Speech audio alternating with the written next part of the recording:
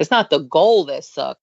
It was the plan that sucked. I was so intentional about seeking the correct supports. Because I had a lot of people supporting me with that, oh, yo, give everything out for free. Every person I talked to, yo, that's a good idea. Nobody in my life checked me on how dumb of a plan that was, right? Like, opportunities don't stay opportunities forever. Take them by the horns.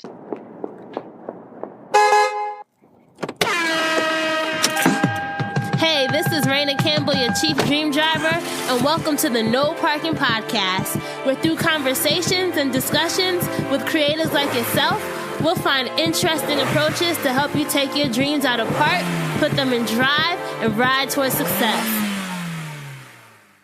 Hey, Dream Drivers, welcome to episode 158 of the Dreams and Drive podcast. And today, our guest is Jessica Spaulding, founder of the Harlem Chocolate Factory. And on this episode, Jessica takes us along her dream driving journey to getting Harlem Chocolate Factory off the ground. So the story is going to center around the steps she took to solidify her plan and create the business she knew she could successfully lead. So despite the challenges she encountered, Jessica shares how she was able to hustle strategically, build a team of business advisors in her industry, and leverage every opportunity that came her way. So we really get deep about what it took for her to take her dream from concept to reality. And this is something that a lot of us dream drivers often struggle with. So I hope you guys enjoy and take a lot from this episode. So if you didn't know, I am a huge lover of chocolate. So I was so excited when Jessica said yes to doing a giveaway for this episode. So one of you listeners will be able to win one of the Harlem Chocolate Factory's best-selling barks. This is their dark chocolate quinoa and smoked sea salt bark. And Jessica sent over a sample of this. And when I tell you, I was so sad when the sample was done. Like, I legit had a tear in my eye. It was so good. And what I really understood from just testing this sample was Jessica's goal. And she mentions this in the episode. It's to make high-end chocolate accessible to the average person's palate. So this chocolate is very premium. It's so rich. You distinctly taste all the flavors. It's just, So if you want to enter to win that, just go to dreamsanddrive.com/win. That's dreamsanddrive.com/win. So don't forget to follow us on social. We are Dreams and Drive across the board on Instagram, Facebook, and Twitter. And you can use the hashtag Dreams and Drive as well when sharing. So screenshot this, post this everywhere. Let people know that you are listening and loving. And if you're not subscribed to us wherever you're listening, please go ahead and hit that subscribe button so that you get notifications every time we have a new episode. As always, our show notes are available at dreamsanddrive.com. Just click on episode 158.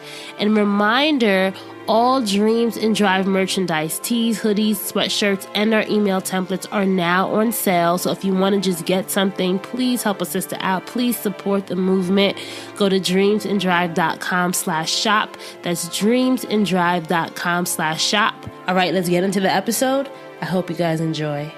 Oh my God. Thank you so much, Raina. Thank you for even wanting to do this. I'm excited. I've never been on a podcast.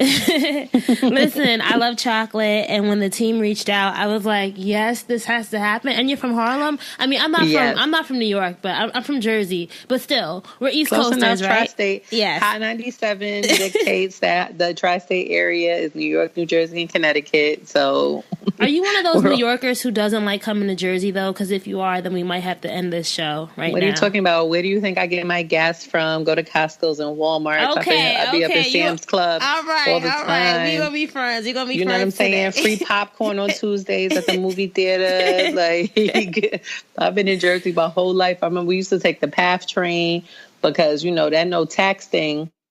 We used to go to the Newport Mall. Okay. Yeah, right in Jersey City. I grew up everywhere in the tri-state area, so I spent a lot of time in Jersey. I had like a whole family out there. So, all right. Well, then that's a good segue to our first question. So I love to start the interviews going back in time. So take me back to a vivid childhood memory. Like, what was inspiring you back then as a child, Jessica? I'm saying, like, little Jess. What was little Jess doing? Little Jess had come up with a game plan to get sugar and chocolate in her house. My mother and father met while they were working at a health food store. Mm-hmm. He passed away when I was like 2 years old. He was really the health nut. She says it all the time. Like, I just took the job. He was really into it. He was studying to be an EMT, and he became one. And so his health consciousness was always his thing. And, after he passed away, she like just kept that to the furthest extent possible. But she loved chocolate. Little Jess came up with a plan to kind of exploit her desire for chocolate. And it backfired on me miserably. I wanted to, I started working with sugar. This is also around the time where now on television, they're displaying the World Pastry Cup. Food Network is running, Chocolate with Jacques Torres, PBS, a lot of public access. I didn't really grow up with, I didn't grow up with a lot of TV. I think I got a TV for my 13th birthday. Mm-hmm. Until then, we didn't have cable. So it was like a lot of public access. So that's where I used to see these cooking shows, and they would work with chocolate. They'd work with sugar. And so I'm like, okay, boom, this is the way that I get the sugar and the chocolate in the house, and, but what wound up happening is my mother would buy the bag of sugar, allow me to work on with whatever thing I was working on, and either give the sugar away to the neighbors or throw it out. Throw it out. Oh my God, you must have been so sad. Oh man, I was like, this backfired.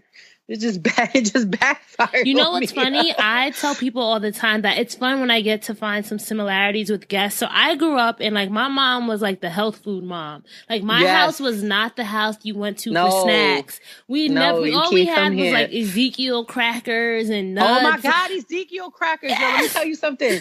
In the morning, cereal, you know how you want Fruity Pebbles, something like this or whatever. Mm-hmm. No, grape nuts. Yes. Grape nuts to rip the roof off your mouth.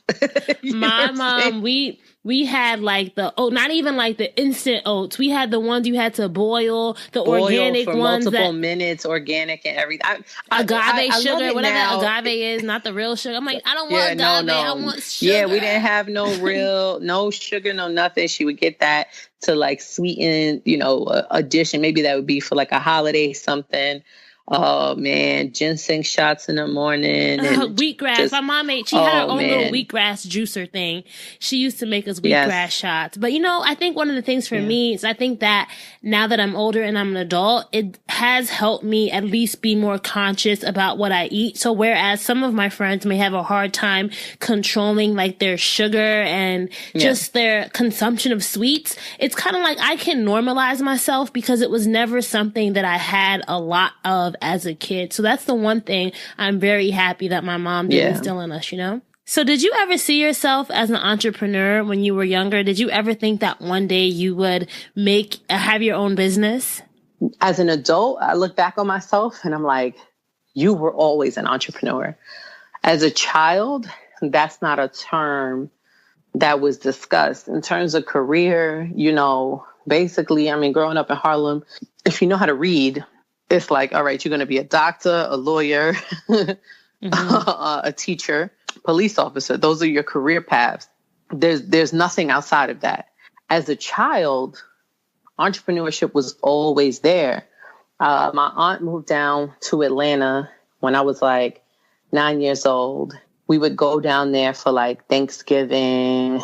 I would collect pine cones while I was down there, spray paint them. And when we came back up to, New York, I would sell them as Christmas ornaments, spray painted pine cones. Wow. We would have been friends because I was selling, I used to sell handmade bookmarks and business cards. Selling it all day. Now, now Pier 1 got me and they got now there's all different type of color pine cones, whatever. But, when they think of, I made that. So you had this early hustle in you or this early ability to see opportunity, right? Yeah, exactly. Because I'm it's pine cone all over Atlanta. It ain't nothing but pine trees. When they build those little complexes, all they do is just stock them with pine trees. And even being in the Girl Scouts and trying to hustle and peddle as many cookie boxes when it's nobody wants to buy them. You know what I'm saying? Everybody's dedicated to their own, during that time, everybody had a niece or something that's in it. So how do I kind of flip this? And I deliver my, cookies with a card that you could give, or, just something different. And even as I was like a teenager, just the way I managed myself. And then in college, still trying again, like that relentless kind of like seeking the opportunity, that right there was always in me. Mm-hmm. I wish someone would have said, this is entrepreneurship, because it would have given me the focus and something to study. At the time, they just thought I was a scatterbrain that was just trying to do anything. Most entrepreneurs have multiple different iterations of things that they have to do before they find their thing. And even their thing will evolve and multiply, from there. So, but entrepreneurship is just one of those things that kind of like has always been me. Like I have enough of each portion of my brain, not fully creative, not fully a numbers person, not fully, but just enough. You know what I'm saying? To make it all work. To make it all kind of work out. So you were working in corporate as like a graphic designer and in marketing, right? I was working freelance after school, that 2010, 2009 graduation. That was a tough time to leave college. You know what I'm saying? For me, as it was explained to me throughout my childhood, was that you were going to go to college, magic would happen. And by right. the time Sprinkle you dust. left, it was just some type of something, you know what I'm saying? Like somebody was swooping, much like Harry Potter when they're dropping off like the mail, and somebody was just going to drop a job off in your hands. And the more I matriculated, I kind of realized like, oh, that's not happening. So left school really confused, like, wait, which part of this, where did I go wrong? And there probably were opportunities that I could have dedicated myself, but I'm like, but this isn't in one of those sets, right? Like there were business opportunities for me throughout school that I was just like, all right, but everybody in my family is calling that a hobby. Let me step away from it. So I did a lot of freelance work, and then I did, accept a city job working in marketing. How did chocolate play into all of this? Were you still doing it on the side? Were you still at home baking your own batches? No, when I was in college, I did I tried to rebel against go against the grain. I'm like, I couldn't see how what I was doing in school was going to lead me to, those places that I wanted to go. So I'm like, I know that, I have these recipes all in my head that I want to try out. I have these skills that I'm, using every holiday season when I come home, that I'm like, I could be selling this. So I took my refund check that I was supposed to, buy my books with and everything. And I purchased all this stuff to try to, start my chocolate business, right? So I went out, I brought the best chocolate. I brought all of the, the supplies. I brought all of that stuff. I made all of these batches. And I just went to different events in Atlanta, sampling everywhere. You wanted me to come, I was bringing my chocolate to your event. Everywhere, right? Mm-hmm. In my head, what was going to happen was my phone was going to start ringing. Mm-hmm. And people all over the world were going to find out about my chocolate. And from there, boom, I don't even got to finish. You were going to be famous. semester. Jessica, mother effing chocolate maker, straight, right? Just straight from going to people's, poetry events with my chocolate. You know what I'm saying? Like the people's clubs and after parties with the chocolate. From there, it was just going to be, my next phone call was Martha Stewart, Oprah, and Diddy. Like those were the calls that were going to come in. Those calls never happened. People continued to ask me to come to their events with the free chocolate. But you weren't making money from any of this stuff. I didn't make a dime. It never occurred to you that maybe you should try selling it, or did you just think the freemium model or the free model would have worked to help build some traction? I don't know if I even ever thought of that. I can't even tell you if I had any kind of business structure, thought, or plan before doing it. Whatsoever. So it was a tough hit, because that was like I had put all of my eggs in the basket and assumed that I would, make it and that, all of my dreams were going to come true. And that was me stepping out as saying, I'm a for real, legitimate business person. And when it folded, it was like, you suck. Keep trying to go do one of those previous. I'm like, all right, it's too late to become a doctor. Not too late to become a lawyer, but I still don't know about that.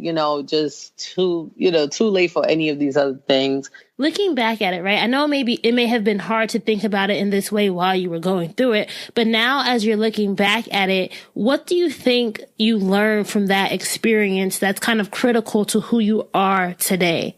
The difference between the goal and the plan.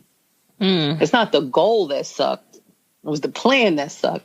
And that's why I was so cautious and so, I wouldn't even say cautious, because the whole entrepreneurship thing is throwing caution in the wind. But I was so intentional about seeking the correct supports, because I had a lot of people supporting me with that. Oh, give everything out for free. Every person I talked to, that's a good idea.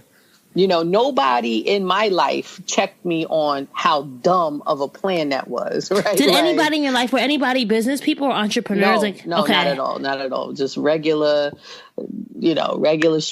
people who, working every day, who just believed in me wholeheartedly. Believed in me, believed in my passion, believed in the quality, and I can make a dead dog sound, enticing. So me speaking like, yeah, this is what I'm going to do. I'm going to do this event and these people are going to be here. And so they're thinking like, yeah. So the idea of things looking good was great. Like I had created this bomb MySpace page too. Oh my God, MySpace. I created this bomb MySpace page. And so, it was enough they didn't know. I didn't have any business people in my life, people a lot of hardworking people that, even this still sound off the wall. Like, all right, yeah, but this was still something. All right, you doing that on the side. So when was the moment for you where you realized I need to do something different in order to get different results? Sometimes the higher power will knock your feet from right up under you to get you to sit down and look at your life. Because I'm moving past it. I'm just like trying to, move forward. And I think I needed a second to sit. Like I said before, like her idea that the goal wasn't stupid. The plan was. The goal was actually perfect. What wound up happening is that all of my plans kept crumbling. Every single one of them. I had gotten, a job. I was doing the freelance graphic design, and I was also teaching boys. I worked in East Harlem teaching boys how to read. I wound up having my son, and then my daughter, and then I got caught up in that kind of housing crisis of New York City, where your landlord accidentally destroys something in your apartment and they want you to move out, or they make your apartment unlivable. And so what they say is, when you move out, we'll fix it. And then you can't never get in. They made the apartment unlivable, and then was just basically trying to battle me with not doing the repairs. It becomes one of these things where they just try to wait you out, get you caught up in legal. And at the time, I was going through so many things that made me focus like on myself. Like, where exactly in this life of yours did you go wrong that, you're back at your mother's house? My mother had a beautiful condominium, but it's still hers. You know what I'm saying? You already had your own life. You kind of had to go backwards. You know what I'm saying? I have my children. This is not how I was expecting to perform life at this point. And so you start like looking at life and looking at all the plans you've ever made, and like, which one of these things went wrong, I started like undoing stuff. So I started taking it one by one. The first thing I did is I took my landlord to court and studied all of the housing rules and civil suit rules and everything, and sued and got access to my apartment, got them to fix it, got them, I won big time, which is something that doesn't happen for a lot of New Yorkers that don't have the wherewithal to, kind of man those disagreements, that legal system. And from there, once I had that back, I'm like, all right, but what are you about to do with your life for real? Because in fighting the attorneys and fighting all these things, I was so desperate. I'm like, all right, I need childcare. Childcare in New York City for both of my children. The cheapest place I found wanted $850 a week. Wait, you said $850? Per week, yeah. Wait. You have not misread me. Oh. You have not misread me. At first, I was like, you ain't hear that wrong. You ain't hear that wrong. You didn't hear that wrong. I wish you could see my mouth right now. Wow. Yeah, and I'm not even talking about, that's not even no private school, fancy nothing. You know what I'm saying? This is my local, across the street from the projects child center, that is $850 a week. And that's with the discount, right? And the only other option was to apply for welfare to get childcare assistance. I went into the office, to apply, thinking I'm like the poster child for any like government assistance right now. I'm not particularly in my home. I'm not working at the time. I have this basically newborn. I have another toddler. Like, all right, I just need help for a second, to just get back on my feet. And I sat there all day filling out the application and all of that. And I submitted it, got to the man, and he was like, you know what? You don't qualify. So I'm like, but how? But how? I qualify for myself. Like I'm just looking at how it just doesn't make any sense. And it was one of these moments where I could have possibly fought him and spoken to a supervisor and re-explain the circumstances. Maybe he didn't understand, but I just wasn't willing to fight for it. I'm like, all of that energy into fighting for what? Nothing. I went to the library literally like a few days later, and I saw a thing for a business plan competition, and I was like, yo, maybe it was the plan, and maybe it wasn't the goal. Was this the startup competition? Yeah, the New York Startup Business Plan competition. I went to the first meeting, and it was kind of like, history from there. So that was when, and you won that one, right? I did win, yes. And how I won, like I said, my whole point in life was fixing this plan, right? Because the goal had always been to kind of share my look on life with chocolate. Like even when I started the chocolate company, when I was in school, that was the angle then. But this one, I took it a little bit loftier because of what I had just experienced with like being kicked out of Harlem as a Harlemite. Like, how you going to kick me out of my own home when I've lived here forever, and like, what if we could use chocolate in some way, very innocent and naive way to kind of like bridge the gap and bridge these conversations and at least like keep this spirit and this culture of Harlem alive within, this food. I spent that 6 months just looking for anyone that would help me and had genuine advice for me. Was the goal at this time then, so you won this competition, you now realized this idea could take steam, so you were just trying to get the more resources to continue fueling it? Yeah, it was even before I won. Winning was at the end of it.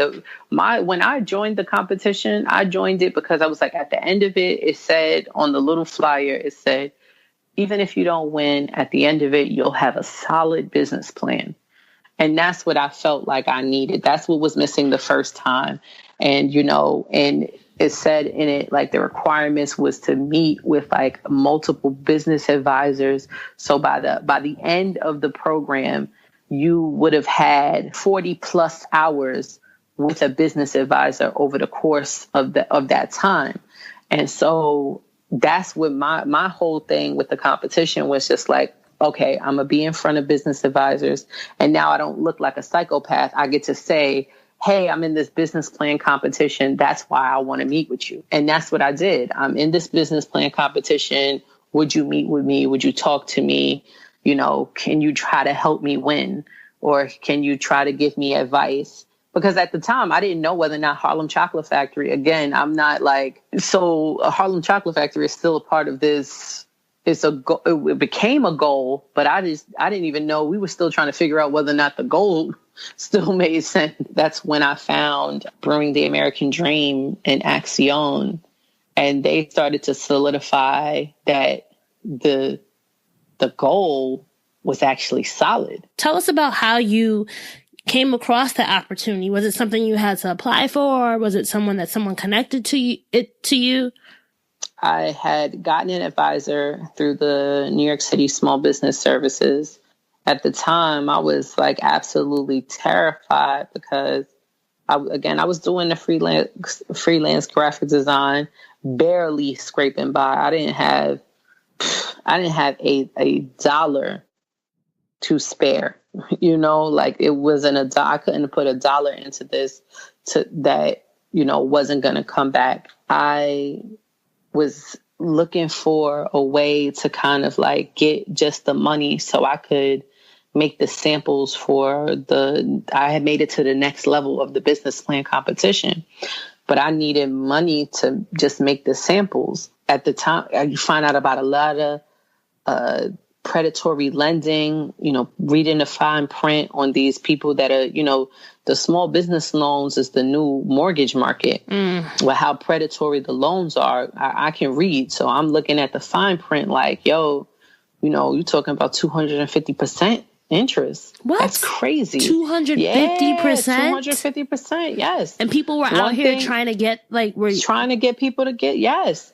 Yo, that was the worst one I saw. You know, it pops up in these little things. You know, you start clicking, and, you know, once you start putting stuff into the search bar, then, you know, they all coming out, the creeps is all coming out the woodworks with their analytics, and the algorithms are pushing the creeps up, you know, in your search engine. And so you find a lot of they're known as payday loans, but a lot of them are also being rebranded as small business loans when they are actually just like a payday loan. So, you know, they're giving you that $1,000, but, you know, the terms is when payday loans, the terms for payday loans, it's like 7 days. You have a short amount of time to get that $1,000 back. And so the interest starts to accrue and accrue and accrue.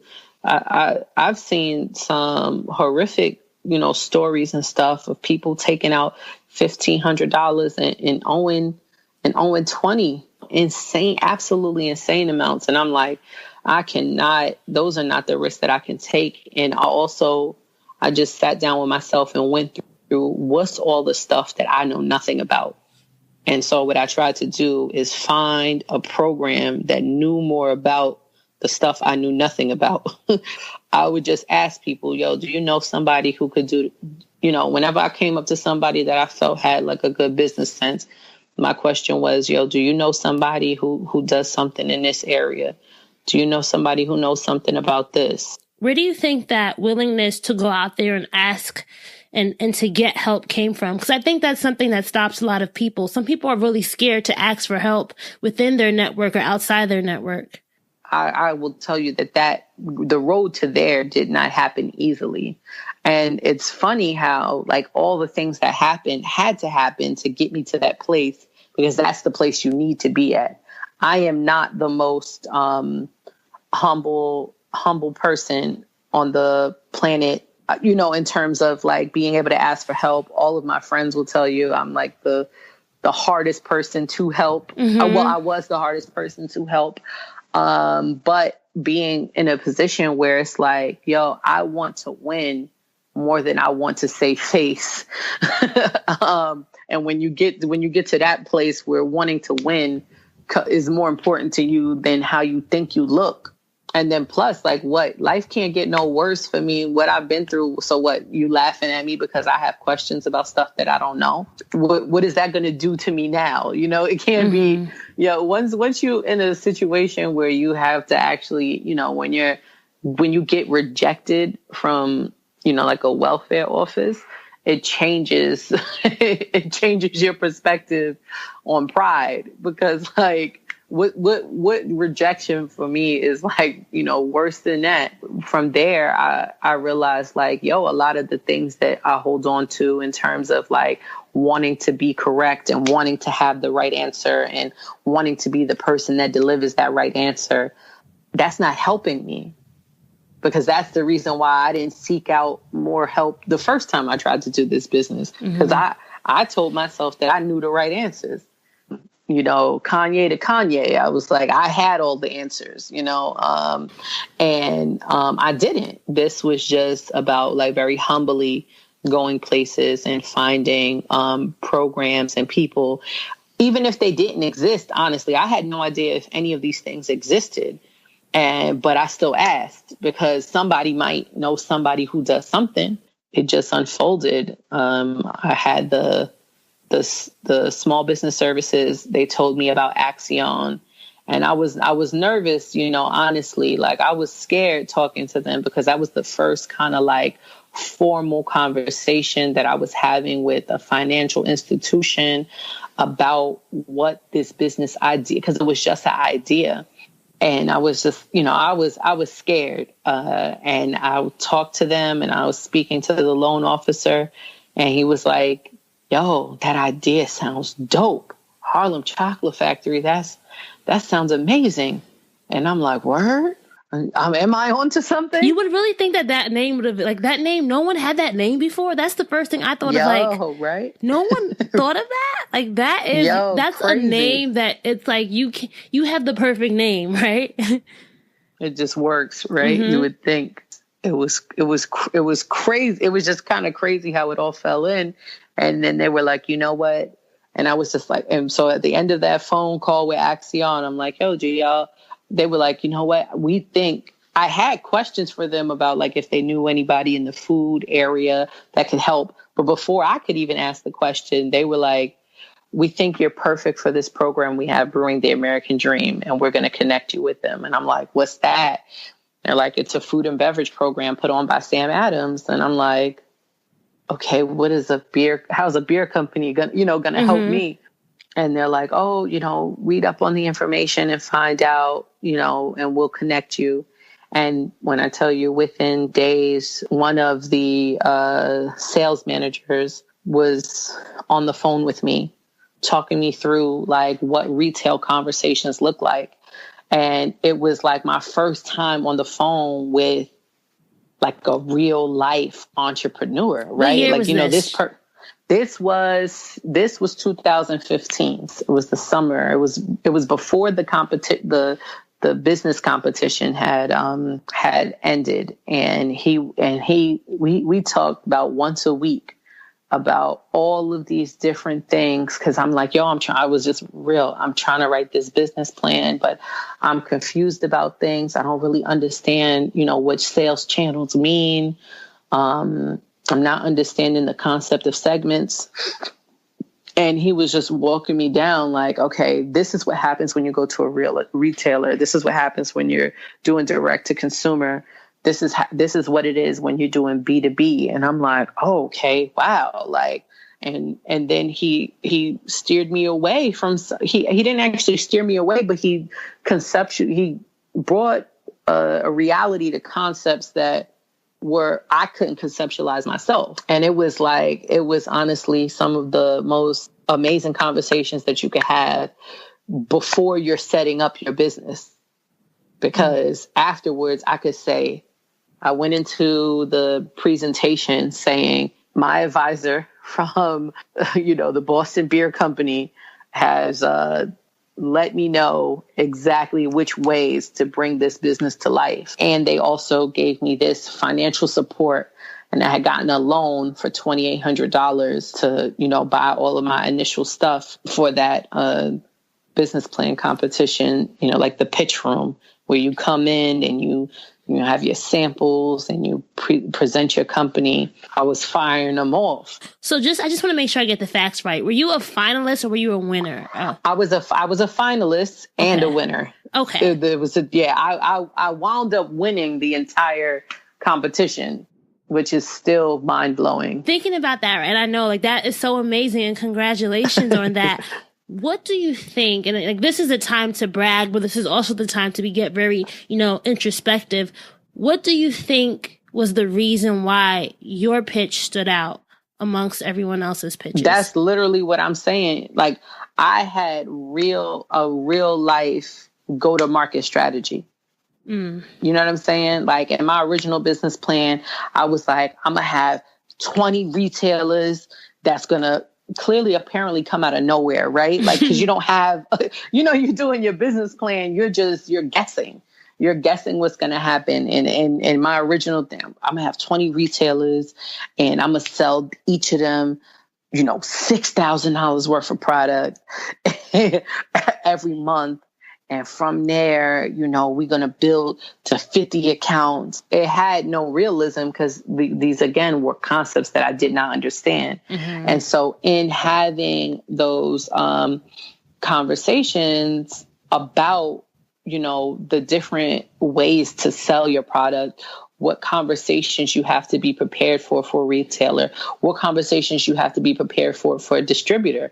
I had no idea. In my business plan, my original business plan, if you ever look at it, which nobody should be able to, because I even burnt it off my hard drive because it was so dumb. I was like, I'm going to get with the largest distributor. I'm just online looking up distributors of chocolate, whatever. I'm going to get with them. And my advisor was the first one was like, okay, but how much margin can you, give up? And I'm like, what you mean? What's margin? And I realized that you need, you know what I'm saying? You need a distribution margin. I'm like, oh, for real? So working through those concepts with somebody who's real life doing them every day, it brings it into a real space. And I had other programs that I was involved in as well with the city, incubation program by the name of Start Small, Think Big that provided me attorneys. Like I said, Sam Adams and Axion provided both financial support, strategy support, and advisement. And so the link of all those things, it was like, oh, this business actually has real life support, could be viable. Your concept being dope is great, but if you have no way to bring it from concept to reality, and I think that's what separated me, because I had a real life way to bring my concept to reality. And so with all of those pieces of advice, I was able to go backwards, okay, we're going to start with pop-up shops. So let's transition to it. You won the Samuel Adams Brewing the American Dream competition. Was this 2016 and 2015? So Sam Adams wasn't the Brewing the American Dream competition. I'm sorry. I won the New York Public Library's business plan competition, the startup competition in 2015. In November of 2015, we sold our first products. Okay. Sam Adams then invited us to participate in their Brewing the American Dream competition. We did not win. Okay. But I picked up 2 more business advisors, 3 more business advisors while I was there. That's what you need, right? You got you're on your journey. You are picking up people. Your car is full, but that's what you need, right? Yes. And that was, to me, was more, I'm like, when I walked in, I was like the wild card of the night, because there was all these businesses, and I walked in and I'm like, okay, I'm competing against a business that I know I've seen that has their own American Express commercial. I know I've seen him in a commercial before. Another woman I was competing against, I'm like, I own her cookbook. Why did y'all bring me here? Right. So, for a reason. And I'm there in front of Jim Cook with these paper cutouts. I had like some little bit of chocolate I was able to make. And then I had these like paper cutouts, like, yeah, one day I'm going to sell these in store. But right now, we can't afford the margin. So, we're just doing some of our smaller treats direct to consumer. I won this business plan competition, so it's helping me set up my infrastructure. And all of that was cute, but I didn't have no real provable numbers. So I didn't win that. Okay. But I picked up those advisors, and again, just propelled me. But they said I performed so well, and they, the whole panel loved the chocolate so much that Sam Adams actually ordered 250 boxes to go out into their media baskets, and that lit the fire. Let's talk about lighting the fire. But before we get to that, there's just something that I want to, because I'm really like fascinated with people's voices, right? And people's accents. And I know because I'm from this area that you have a very like deep, like New York, Harlem accent. And being a black woman, right? Sometimes when you're in these spaces, sometimes you feel like you have to put on a voice of another person, right? Like I even feel like that sometimes. Like, you have the code switch. To me too. You have the code switch when you get into these different environments. How did you make sure that you still remained yourself, even throughout all these different competitions and being with all these different types of people, business settings? Why was being so authentic so important to you? I was out last night with some of my girlfriends, and we were speaking about that. And again, you remember I told you I looked over my life and I looked at all the places that I had went wrong at. And I was managing so many different personalities. You know what I'm saying? Like just having to walk into a room and and also coming from a family of, people that, didn't go to college. Some didn't finish high school, things like that. And feeling like you wear that as a thing that you have to like, kind of like come against. So now I'm dropping multisyllabic words to just stunt that, that I know how to read.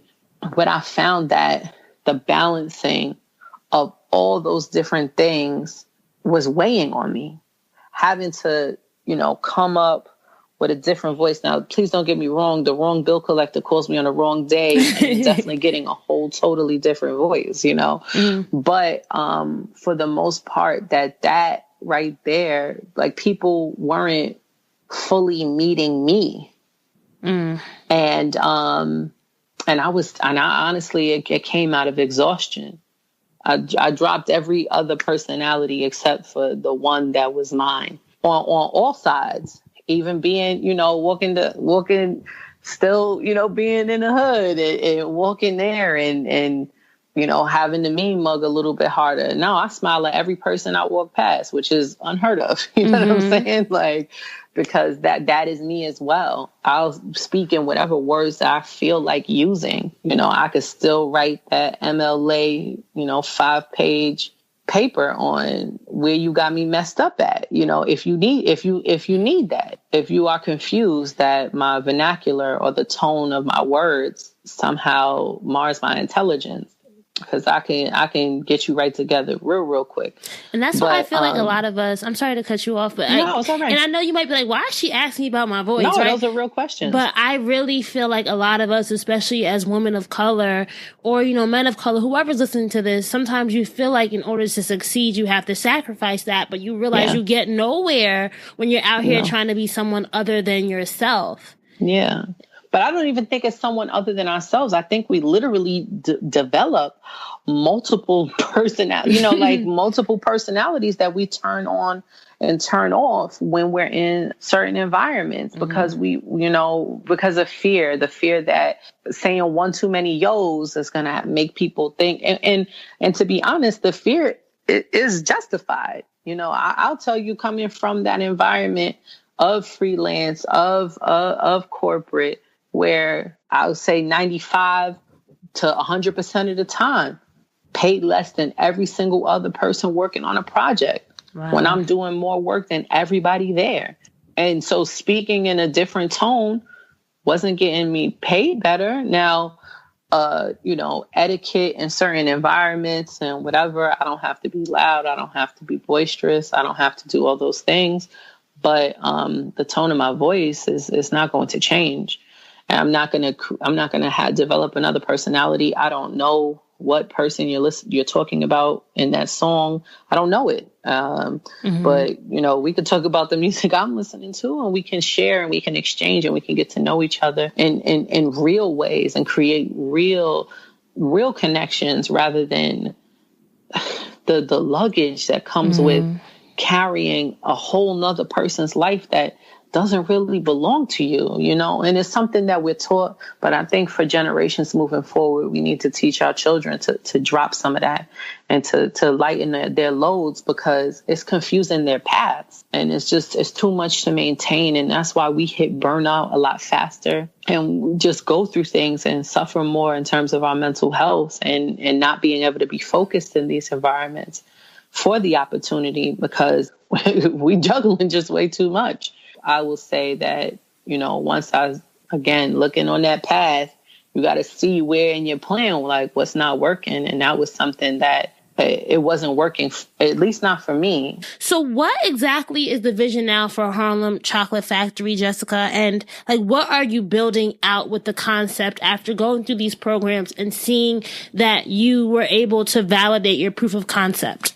Harlem Chocolate Factory is something I'm allowing to grow and pulling back my own reins and transitioning more into a CEO capacity, which is difficult, right?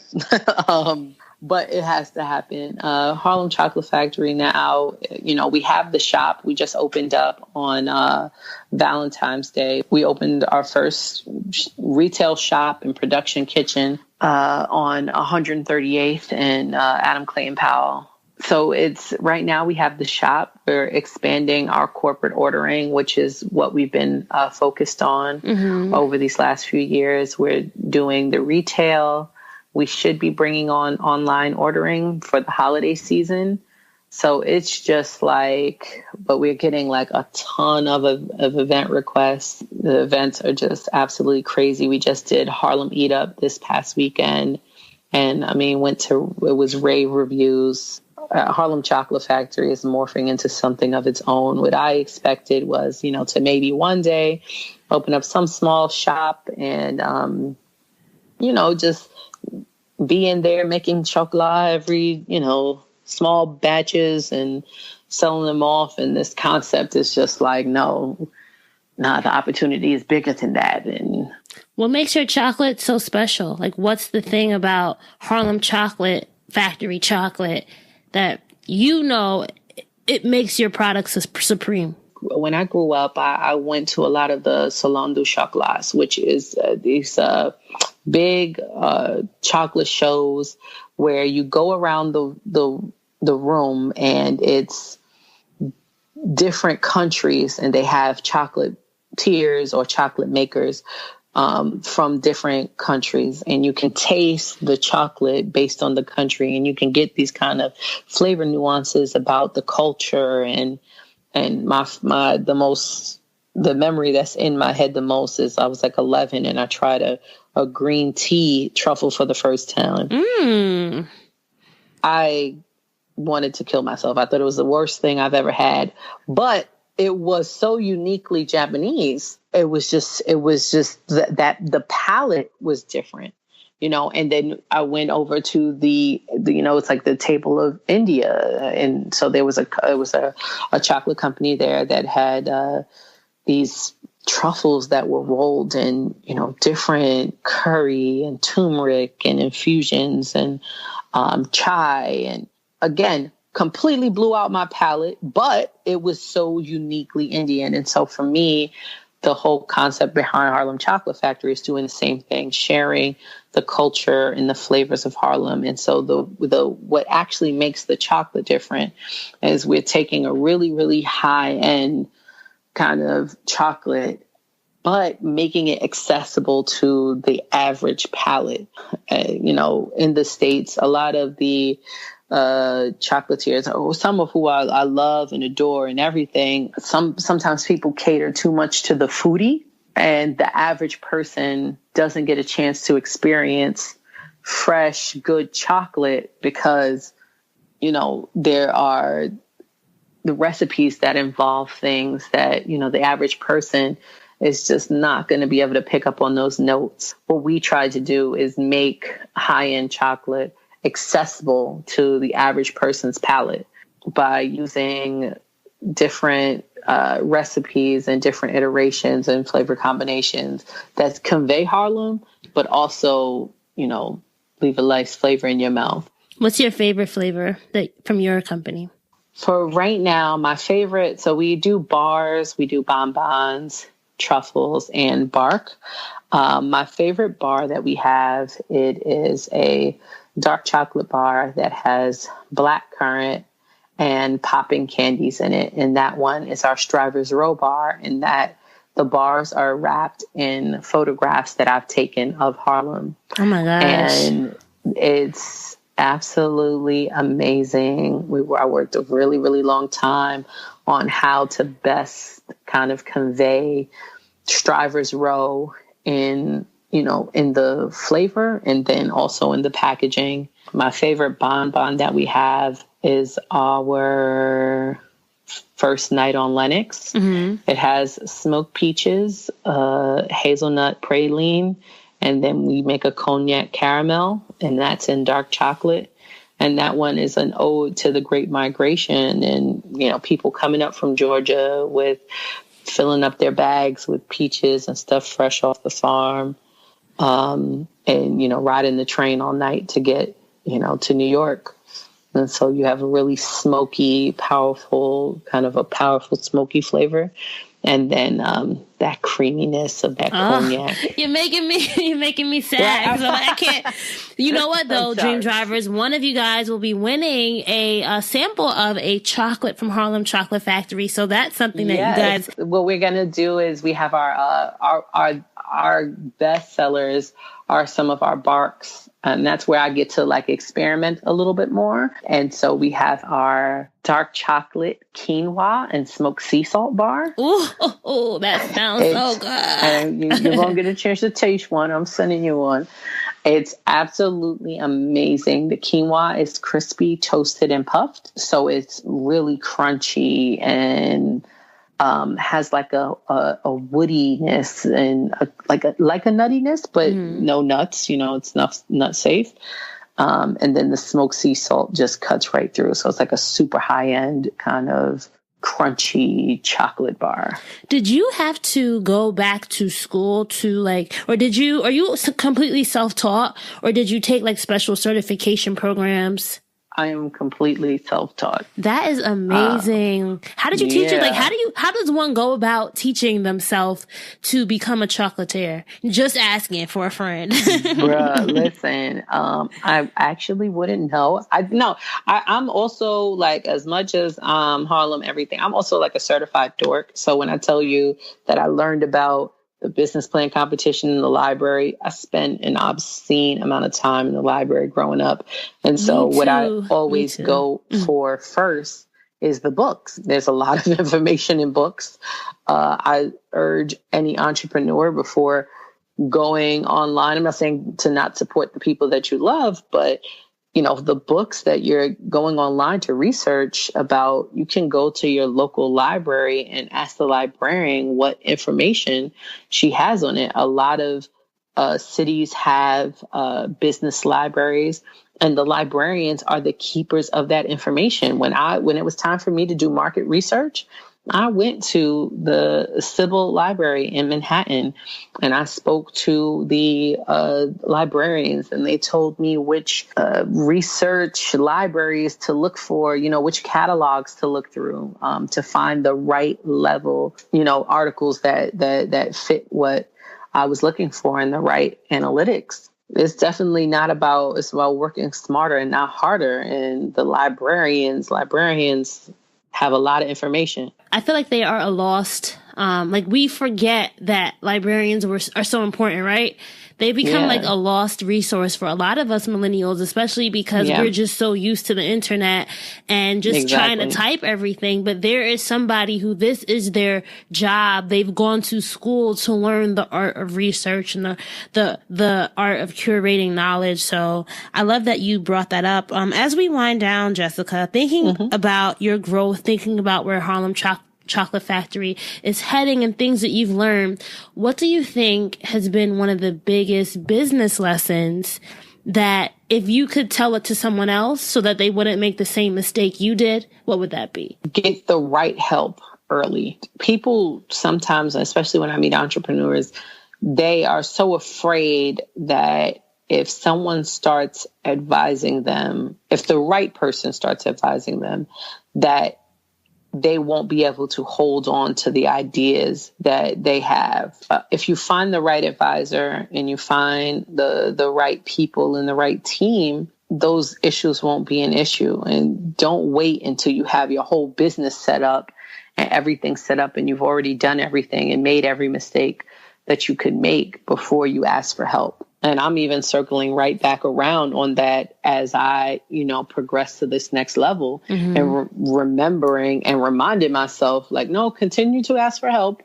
You're going to always need to ask for help. And even if, as far as the self-taught thing, I've now found an advisor that works with chocolate, so I can ask those questions because this is a whole new level of production for me and management and kitchen management that I have no real clue on or any information about. And it's okay to not know.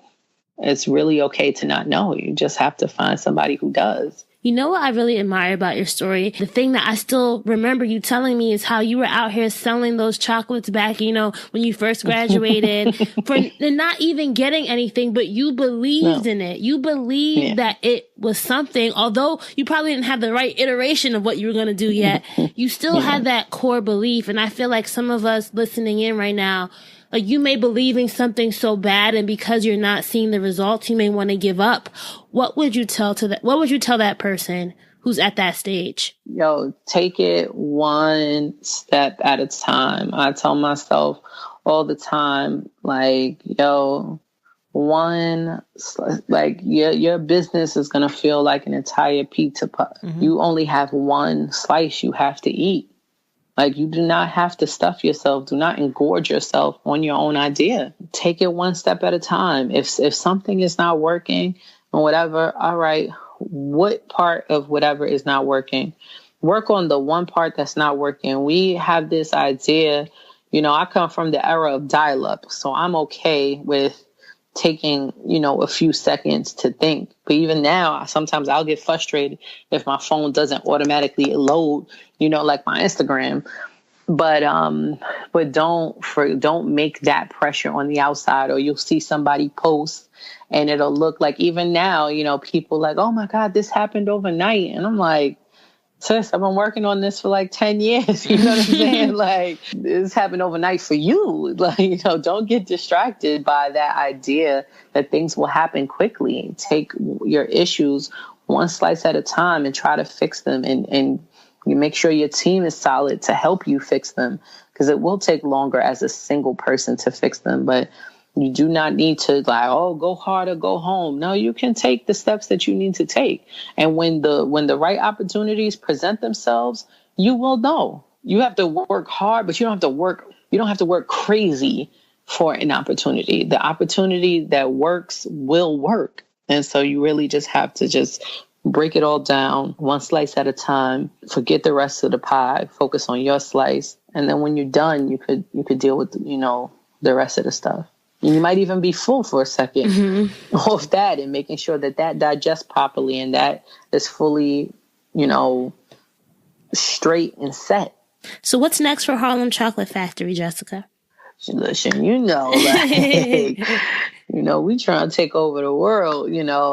What's next? Our first goal is to catch up with production. We have been selling out literally once a week in the shop, and that is a blessing. That's and a good curse. Problem to have. Good problem, still a problem nonetheless. Just really trying to make sure that we can, have product at all times. Then you could become exclusive, right? Then you have this long wait list, right, and then right. I'm trying to make a little money right now, so I would rather have things to sell. But perfecting the production is a focus to me. continuing to build the team, getting strong people in the positions that they need to be in, figuring out what positions we need people to fill has even been a thing. I never let my need to perfect things stop me. We're still progressing. Oh, you want to place that order? Okay, cool. You want to place that? Okay, cool. But behind the scenes, I'm still like, all right, well, what do we have to work on? What do we have to work on? And, folding each thing in one at a time. And that's the beautiful part I feel about dream driving is like you adapt as you go, right? And you make it work as you go.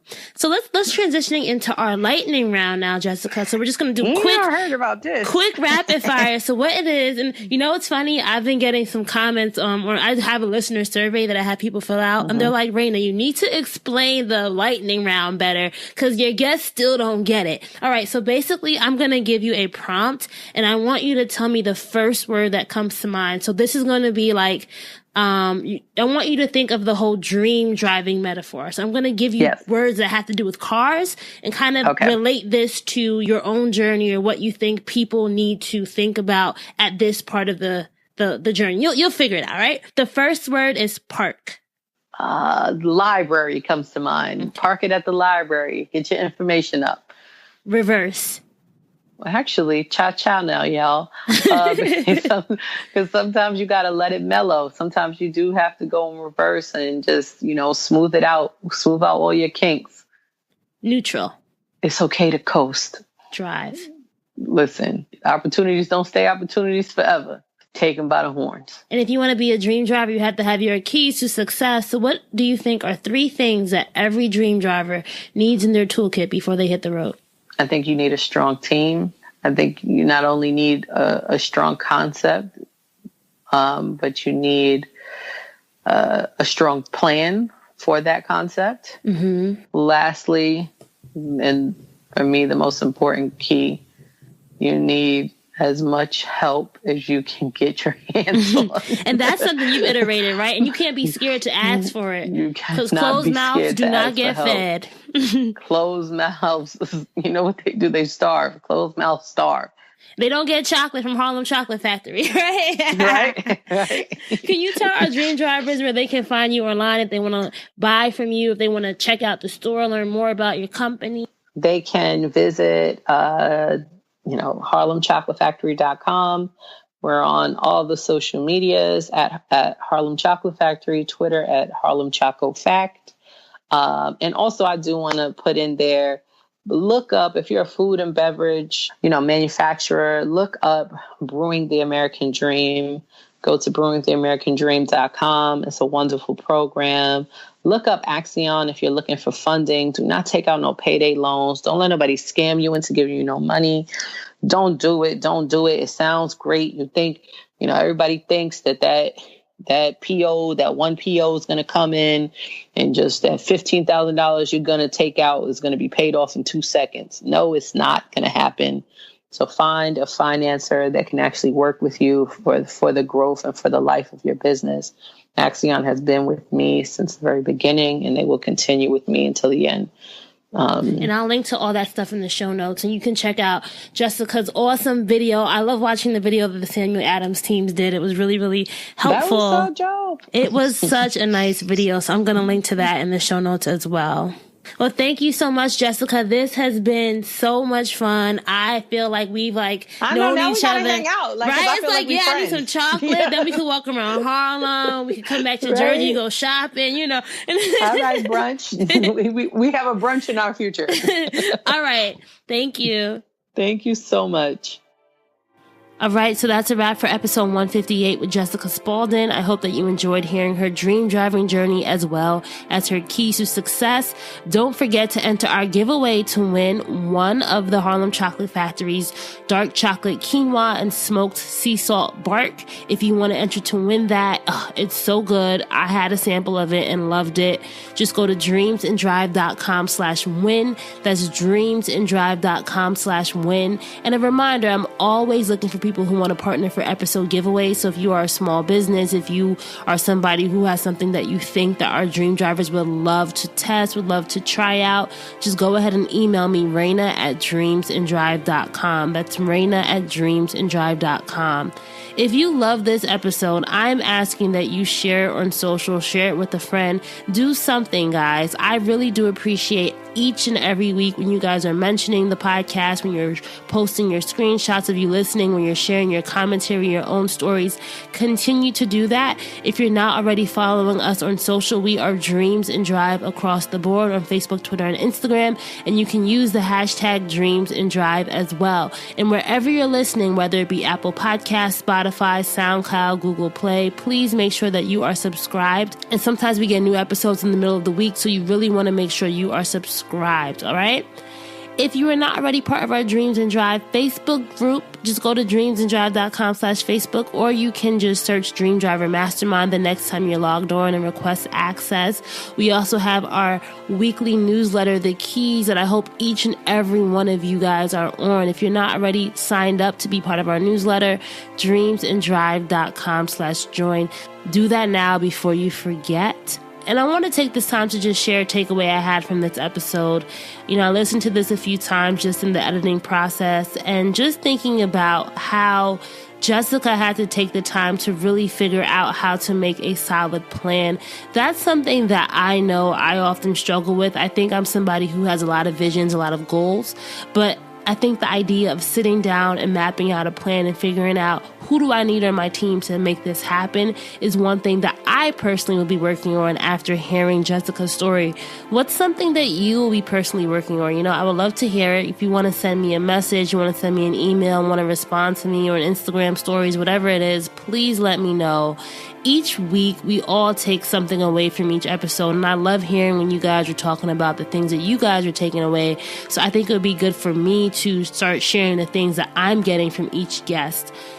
Jessica's story of hustle, determination, being strategic, getting mentors, getting her advisors, all that stuff really inspired me and really made me realize that Dreams and Drive can be more than what it is today, but I have to be willing to be put in the work. And I know a lot of you guys are like, you do so much, you really out here building. And I know I am, and I'm not taking that away, but I definitely know there's a lot more that I could be doing and a lot more commitment that I could be showing to this idea. There's a lot more risk taking that I could be doing as well.